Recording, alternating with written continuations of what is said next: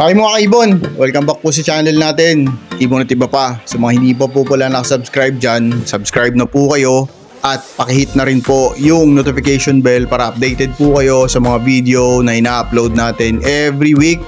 At syempre para updated po kayo sa kaganapan sa mundo ng pag-ibon.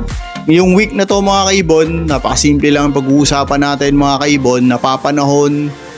Kaya pag-uusapan natin, interesting po to kasi alam ko maraming mag-iibon ang nag-iisip nito. Ang topic natin o ang title ng topic natin is, nag-iisip po ba kayong mag-stop breeding muna ngayon this summer? At kung nag-iisip po kayo nun, panoorin yung video to kasi ang video to para sa'yo to mga kaibon. Okay? Bago natin pala i-discuss yung video to, syempre mag-shoutout muna tayo sa mga kaibon nating walang sawang sumusuporta sa channel natin. Papasalamat po tayo sa inyo kasi dahil po sa inyo, nagpapatuloy po tayo.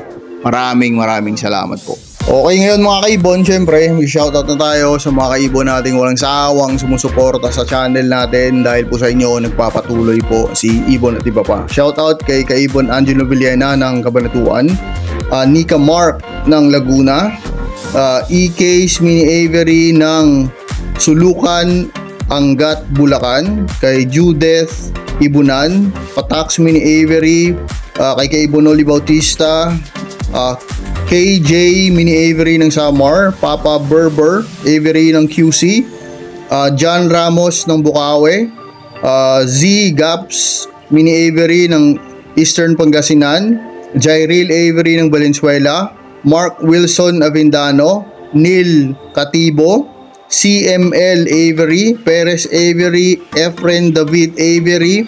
At shout out kay Kaibon RK Mauleon, Borromeo Mini Avery. Maraming salamat po mga kaibon sa suporta nyo.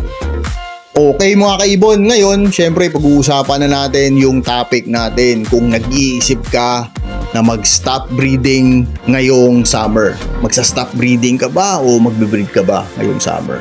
May dalawang punto lang tayo dito mga kaibon na pag-uusapan, tapos syempre pag-uusapan din natin yung advantage. Bakit may advantage, 'di ba? Kasi ito po 'yon. Okay, unang punto natin mga kaibon, o dapat i-consider natin na magsa-stop breeding ba tayo, itutuloy natin yung breeding natin this summer. Pinaka-importante sa lahat, syempre, lokasyon o location, kung saan nakatirik o kung saan yung aviary natin o kung saan yung ibonan natin mga kaibon. Bakit napakahalaga ng lokasyon o kung saan nakalagay yung mga ibon natin mga kaibon? Kasi po, dito po yung papasok yung kaya ba ng mga ibon natin, kaya ba nilang tagalan o kaya ba nilang ma-survive yung init mga kaibon. Kasi kung magtutuloy natin yung breeding natin, pag-isipan natin mabuti. Unang-una, siyempre yung ibon natin mag-mate po yan, di ba? Sa pag-mate pa lang nila, makikita nyo naman hinihingal yung cup dyan mga kaibon, di ba? Baka ma-heat stroke pa kasi sa sobrang init. Pangalawa dyan, nakamate nga, itlog.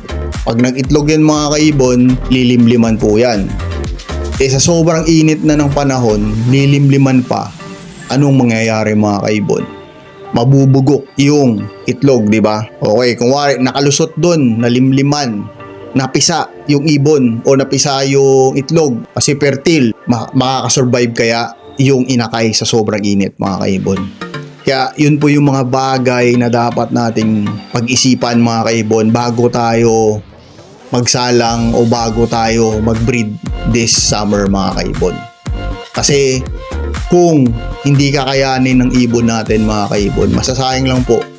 Nakakadalawang clutch pa sila siguro niyan. Masasayang lang po yan mga kaibon. Masasayang lang ang ibon. Sobrang masasayang lang kasi hindi nga nila kakayanin. Pero kung ang lokasyon ng ibonan mo mga kaibon kaya naman, malamig naman pag hapon o hindi naman talaga sobrang init mga kaibon, why not ipagpatuloy natin ang breeding? O baka last year nag-breed ka rin ng summer, why not mga kaibon? Sabi ko nga, diskarte nyo yan. Kung naggumagana sa inyo, pagpatuloy nyo mga kaibon. Pero consider nyo rin talaga yung ibon. yung ibon nyo mga kaibon kung kakayanin ba nila yung init ng panahon. Kasi napapansin ko ngayon, ilang post na halos parate nakikita ko red factor natutumba lang. Ibang ibon natutumba din kasi sa sobrang init. Kaya pag-isipan muna natin talaga may mga kaibon kung itutuloy ba natin talaga o hindi. Pero i-consider muna natin kung saan yung lokasyon ng ibon na natin. Okay. Pangalawang opinion natin dito mga kaibon is, or punto natin dito is yung kondisyon ng ibon. Bakit napakahalaga ng kondisyon ng ibon mga kaibon? Kasi kung hindi nakakondisyon ng ibon sa pagbibreed, syempre hindi rin magiging successful yung breeding natin mga kaibon. Katulad ngayong summer, ang ibon natin simula September hanggang March, nakasalang po yan. Yung pinag-uusapan natin dito, yung mga proven pair na natin, nakasalang po mga yan. Diba? Nakailang clutch kaya yan kung nagpapaposter pa. Diba? Sobrang daming clutch na mga kaibon kung pinapaposter natin yung mga itlog nun. Kaya yung kondisyon nila this summer, ganun pa rin kaya sila ka-productive pag sinalang natin sila this summer, pag binread pa sila natin this summer. Diba? Kaya napaka-importante po ng kondisyon ng ibon sa pag-breed, lalong-lalo na sa summer mga kaibon. Gaya nga sinabi ko kanina, ang mortality po ng ibon, mortality means yung namamatay na ibon this summer, sobrang taas po. Sobrang taas po niyan mga kaibon kasi nga po sobrang init ng panahon. At minsan kahit hindi nasa kondisyon yung ibon, sinasalang natin. Sa pagbibreed po, wag tayong masyadong magmadali mga kaibon. Kasi kung magbibreed ang ibon, magbibreed po yan mga kaibon. Pero tingnan muna natin yung kondisyon nila. Isipin naman po muna natin yung kondisyon ng mga ibon natin, kung kaya pa ba nila. Okay mga kaibon, yun lang po. Isipin natin bago tayo mag-breed o inisip natin mag-stop breeding tayo. Yun po, yung lokasyon tsaka kondisyon ng ibon, kung kakayanin ba ng mga ibon natin. Okay mga kaibon, pero syempre may advantage din po yan mga kaibon. May advantage din po yung summer. Unang-una mga kaibon, ang advantage ng summer is makaka-reset po tayo ng parisan. Ano po ibig sabihin ng makaka-reset po tayo ng parisan mga kaibon? Syempre, nung dumaang breeding season, may mga parisan tayo dyan na gusto sana nating ipagpapares, di ba? Kaso lang, nasalang na natin o nagpares sa ibang ibon. Kaya hindi na natin mabibiyak kasi nga breeding season na, napakaalanganin na mga kaibon. Ngayon, kasi summer, pwede na tayong mag-reset. Di ba? I-reset na natin sila mga kaibon. Pag nag-reset po tayo ng mga proven pair, based sa experience natin mga kaibon, napakatagal po magpares ng mga ibon na to kasi nga sanay na po sila sa dating mga pares nila mga kaibon. Minsan nangungulay yung ibon, minsan pag pinares mo sa hindi red eye, kasi red eye yung kapares niya dati, ayaw pumares, matagal. Minsan umabot ng 2 buwan, meron tayo dyan 2 buwan, sobrang tagal talaga nila pumares, pero pinagtiyagaan natin pumares din. Yung mga ganong sitwasyon mga kaibon. Kaya ito yung perfect timing, summer, para mag-reset ng mga parisan natin na gusto nating palabasin ng mutation. Di ba? Malay mo, gusto mo magpalabas puro dilute lang, puro aqua lang, puro ino lang, depende. Ngayon yung perfect timing mga kaibon para mag-reset po tayo ng parisan natin. Okay mga kaibon? Pangalawang advantage ng summer. Kasi ito yung perfect timing din mga kaibon para linis ng ibunan o general cleaning ng ibunan natin o mag-disinfect ng ibunan natin.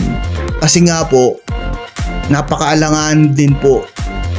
alanganin po talaga na mag-disinfect ka, mag-general cleaning ka ng ibunan mo pag breeding season. Kasi kahit anong ingat nyo po mga kaibon, sobrang ingat na po kayo mga kaibon, nabubulabog pa rin yung ibon. Kanya-kanya po tayong diskarte mga kaibon, kasi may ibang mga kaibon natin baka araw-araw sila naglilinis o schedule, every other week sila naglilinis or every other day sila naglilinis. Kanya-kanya po tayong diskarte. If gumagana po sa inyo yan, okay lang po yan, pagpatuloy nyo po yan. Pero sa diskarte po natin, pag summer po, ang nililinisan lang talaga natin yung poop tray, tapos bira talaga tayo maglinis pag summer mga kaibon.